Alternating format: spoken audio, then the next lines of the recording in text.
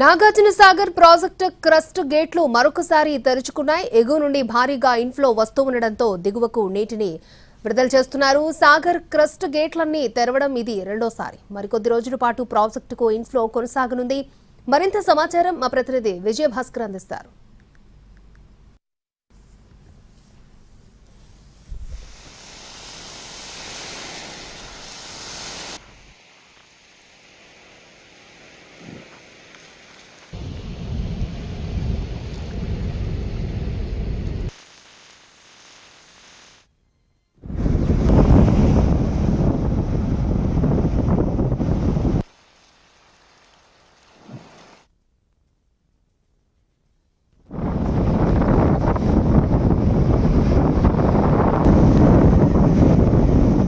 కృష్ణా పరివాహక ప్రాంతాల్లో భారీ వర్షాలు కురుస్తుండడం, శ్రీశైలం నుండి దిగువకు నీరు వస్తుండడంతో నాగార్జునసాగర్ ప్రాజెక్టు నిండుకుండలా మారింది.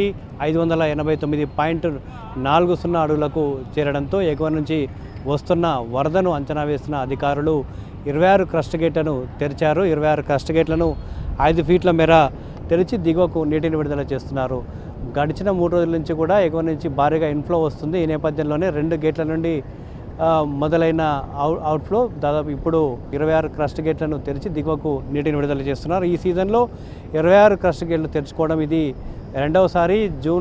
జూలై 28వ తేదీన నాగార్జునసాగర్ క్రస్ట్ గేట్లు తెరుచుకున్నాయి. అదే రోజు సాయంత్రానికి 26 క్రస్ట్ గేట్లను కూడా తెరిచారు. ఆ తర్వాత ఇన్ఫ్లో తగ్గడంతో అన్ని గేట్లను 2 రోజుల్లోనే మూసేస్తారు. తాజాగా ఎగువన కురుస్తున్న వర్షాలతో నాగార్జునసాగర్కు భారీగా ఇన్ఫ్లో వస్తుంది. ఈ నేపథ్యంలోనే 26 క్రస్ట్ గేట్లను తెరిచి దిగువకు నీటిని విడుదల చేస్తున్నారు. ప్రస్తుతం నాగార్జునసాగర్ ప్రాజెక్టుకు ఇన్ఫ్లో 2,28,000 ఇన్ఫ్లో వస్తుండగా 2,08,000 క్యూసెక్ల నీళ్లు స్పిల్వే ద్వారా దిగువకు వెళ్తూ ఉన్నాయి. కుడి ఎడమ కాలువల ద్వారా కూడా నీటిని విడుదల చేస్తున్నారు. 18 సంవత్సరాల తర్వాత నాగార్జునసాగర్ ప్రాజెక్టుకు జూలై నెలలోనే నిండుకుండలా మారింది. జూన్ 29న నాగార్జునసాగర్కు ఇన్ఫ్లో మొదలైంది. క్రస్ట్ గేట్ శ్రీశైలం నుండి క్రస్ట్ గేట్ల ద్వారా నీరు దిగువకు వచ్చింది.